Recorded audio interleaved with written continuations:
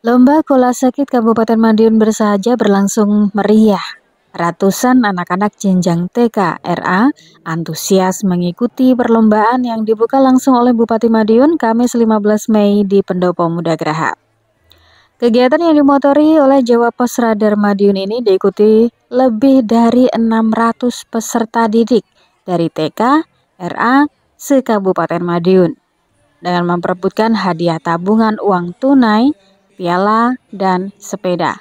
Bupati Madiun Hari Wuryanto mengapresiasi sinergitas kerjasama antara pemerintah daerah Kabupaten Madiun dengan media, sehingga menumbuhkan kreativitas anak untuk menuju generasi yang unggul.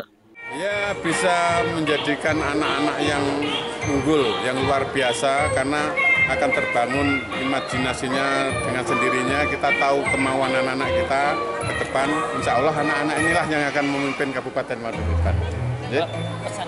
Kita lakukan dengan ceria, sukaria, bahwa ini adalah ajang untuk menyalurkan inisiatif, kemudian kreativitas daripada anak-anak.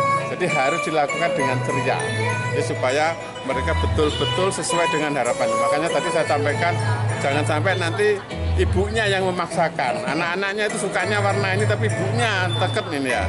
Nanti dari kelas ini akan kelihatan, anak-anak itu sukanya warna apa, gaya apa, itu kelihatan pada saat dia ikut lomba ini. Nanti dia harus sekolah di mana, senengnya teknik, senengnya apa, ini bisa kelihatan. Dalam kesempatan yang sama, General Manager Jawa Pos Radar Madiun Arvinanto Arsyadani mengatakan bahwa kegiatan ini bertujuan untuk mewadahi anak-anak dalam mengolah kreativitas. Acara ini digelar untuk mewadahi anak-anak kita, anak-anak TK dan RA mengolah kreativitas mereka.